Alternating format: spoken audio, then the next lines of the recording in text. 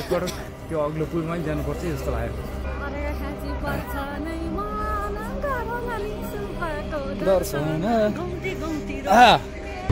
यो बाटो हुँदै माथि लाउरे टाँसीको हेर्न जाने बाटो हो यो। धेरै यहाँ यो लाउरे टाँसीको हेर्न जान्छन्। उसले चाहिँ सोचेको र मागेको कुरा सबै पुरा भइसकेपछि फेरि फर्किने बेलामा चाहिँ यो मन्दिर यताबाट नगएर छलेर चाहिँ यताबाट जाने क्रममा सुब्बा माईले चाहिँ त्यो लाउरेलाई चाहिँ यसरी माथि भित्तामा टाँसेको भन्ने कुराहरू सुन्न आउँछ होइन। यो लाउरे टाँसिएको यो भित्तामा हामी देख्न सक्छौँ। कालो धब्बा छ नि, यो चाहिँ लाउरे टाँसिएको भनेर भन्ने गरिन्छ। र यो लाउरे टाँसिएको हेर्नको लागि चाहिँ यसरी जाने सिडीहरू पनि छन् यहाँनिर, तपाईँ देख्न सक्नुहुन्छ।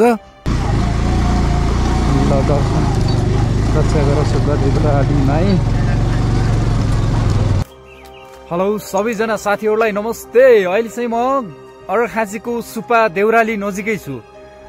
पारिपट्टि तपाईँ देख्न सक्नुहुन्छ सुब्बा देउराली मन्दिर छ होइन, वारिपट्टि छु। मैले चाहिँ यहाँ तपाईँहरूलाई त्यो सुब्बा देउराली मन्दिर त्यसै गरी माथि लाउरे टाँसीको भित्तालाई देखाउनको लागि चाहिँ वारीबाट खिचिरहेको छु। र यो एकदमै अर्घाखाँचीमा फेमस एकदमै प्रसिद्ध मन्दिरमा पर्छ होइन। र तपाईँहरू धेरैलाई थाहा छ त्यो कुराहरू। र आज म पनि यही बाटो यात्रा गर्दै र मन्दिरमा जानको लागि चाहिँ आइरहेको छु। मसँगै मेरो म्याडम छिन्। र यता पारिपट्टि लाउरे टाँसीको भित्ता देखाउँछु म एकचोटि तपाईँहरूलाई।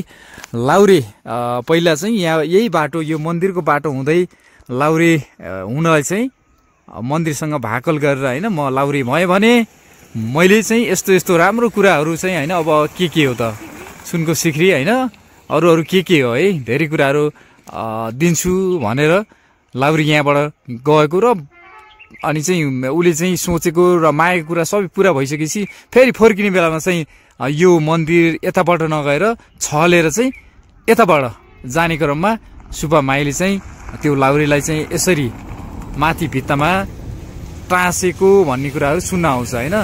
यो लाउरे टाँसिएको यो भित्तामा हामी देख्न सक्छौँ। कालो धब्बा छ नि, यो चाहिँ लाउरे टाँसिएको भनेर भन्ने गरिन्छ। र यो लाउरे टाँसिएको हेर्नको लागि चाहिँ यसरी जाने सिडीहरू पनि छन् यहाँनिर, तपाईँ देख्न सक्नुहुन्छ। यसरी माथिसम्म जाने, यहाँसम्म गएर लाउरे टाँसीको यो भित्तोलाई चाहिँ हेर्न मिल्ने बनाइएको छ। त्यसै गरी यो बाटो चाहिँ एकदमै डेन्जर, एकदमै भिड छ। यो सुब्बा देउराली नजिकै यो तलबाट वालहरू उठाएर बनाइएको छ। ल देख्न सक्नुहुन्छ तपाईँ, एकदमै अप्ठ्यारो, एकदमै भिडमा है यसरी टक्क सुब्बा माईको मन्दिर रहेको छ, सुब्बा देउराली मन्दिर। यहाँ चाहिँ एकदमै भिडभाड लाग्ने गर्छ, जहिलेसुकै यस्तै भिड हुन्छ। आज पनि भिड देख्न सक्छौँ हामीले यहाँबाट होइन। र यतातिर अहिले चाहिँ अर्को आकर्षक, यहाँ सुब्बा देउरालीको आकर्षकको रूपमा चाहिँ यो पुल पनि बनेको छ अहिले। ल हेर्नुहोस् है तपाईँ, यो पुलमा चाहिँ ल हेर्नु है, यसरी मान्छेहरू जाने घुम्ने गर्छन् होइन। ल हेर्नुहोस् माथि मान्छेहरूको भिडभाड देख्न सक्छौँ हामीले चाहिँ। र हामी पनि यहाँ पुलमा पनि सम्भव भएसम्म जानेछौँ। ल अब चाहिँ हामी यतातिर लाग्दैछौँ गाइज। र थोरै म तपाईँहरूलाई देखाउँदै जानेछु, भिडियो चाहिँ अन्त्यसम्म हेर्नु होला है त। यो होटलहरू बनेछन् भित्तामा टक्क, एकदम चहल पहल हुन्छ। हामी चाहिँ सुब्बा देउराली मन्दिरमा आउन आँट्यौँ। अब थोरै मात्रै बाँकी छ। यो बाटो हुँदै माथि लाउरे टाँसीको हेर्न जाने बाटो हो यो। धेरै यहाँ यो लाउरे टाँसीको हेर्न जान्छन्। हामी पनि एकपल्ट गएको होइन, हामी पनि एकपल्ट त्यहाँ टाँसीको ठाउँमा हेर्न गएका थियौँ। यहाँ भर्खर आएका नयाँहरूलाई त साह्रै यो त अचम्म लाग्दो हुन्छ कि। त्यहाँ भाइहरूले हेर्दैछन् नि त, भित्तामा टाँसिएको भनेर हेर्दैछन्। बाटो चाहिँ अलिकति बनिसकेको छैन। यो बाटो टक्क पिच हानिदिने भने कति सहज हुन्थ्यो होला। बाटो अप्ठ्यारो, मलाई थाहा भएन।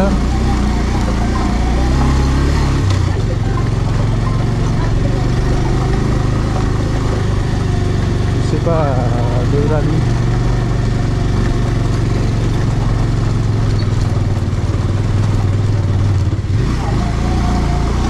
दर्शन रक्षा गर सुब्बा देउराली माई।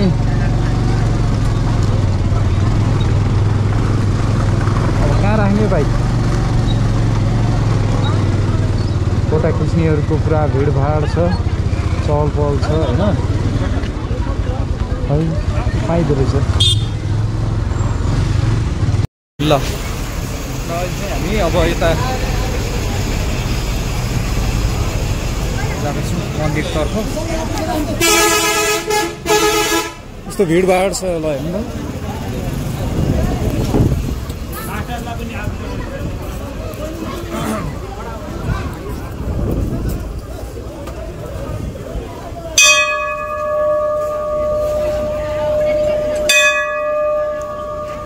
ल पहिला कता हो?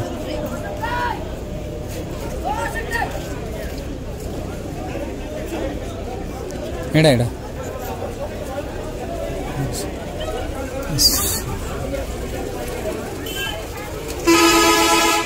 अहिले हामी सुपा देउराली माईको दर्शन गर्छ होइन।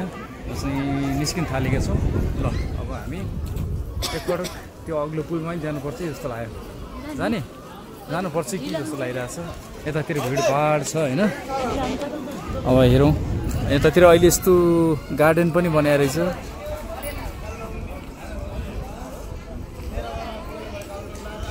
सुपा देउराली माई रक्षा गर्नु।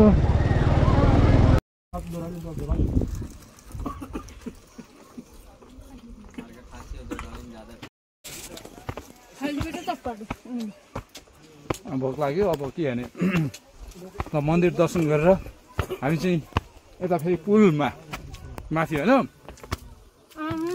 सुपा देउरालीको यतापट्टि रहेको अग्लो पुलमा जाँदैछौँ गाइज हामी। अनि त्यहाँबाट चाहिँ मन्दिरको भ्यू देखिन्छ, राम्रो भ्यू देखिन्छ अरे होइन। पारिपट्टिबाट हामी त्यहाँ जाँदैछौँ। अहिले यस्तो सिडी बनाएर रहेछ यहाँबाट माथि जाने। पछाडि पछाडि आउँदैछिन् एउटी भोकाइछिन्। ल्याउ किन काली देखियो है तिमी? यता जाऊ त हिँड। भोक लाग्यो हौ।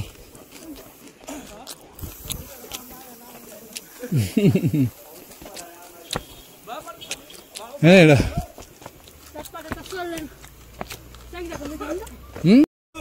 ल फोहोर छ यार पुरै। यो प्लास्टिकहरू छ बजार के अरे जङ्गलैभरि। आऊ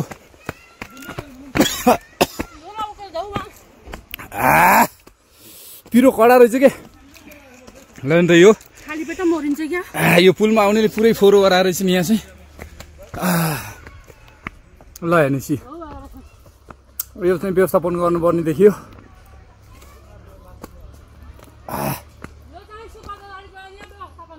पुरै यस्तो प्लास्टिकहरू छ। ल हेर्नु न पुरै के। ए राम यार।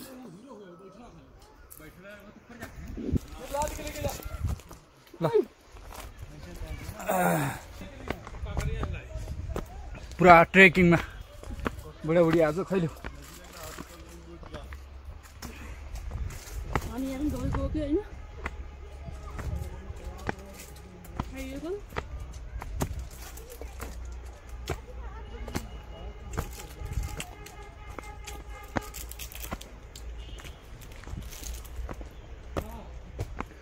यो पुलमा जानेले सबै फोहोर बनाएछन् यहाँ है।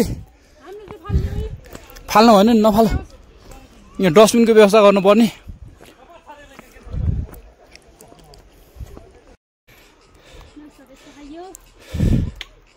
ल हेर पुरै फोहोरो छ, यस्तो फोहोरो छ।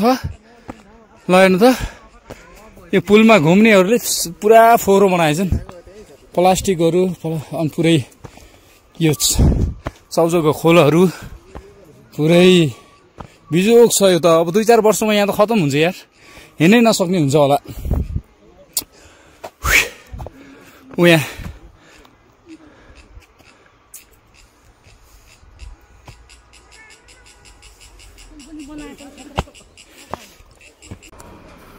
ल है अब चाहिँ हामी यो सुपा देउराली मन्दिर मासतिर रहेको अग्लो पुलमा पारिपट्टि जाँदैछौँ।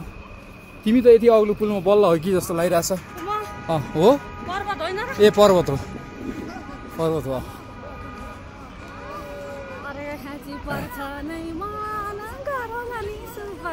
दर्शन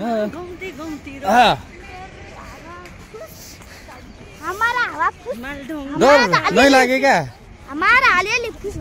डर नै लागे क्या? क्यों हिंदी बोलता है तो?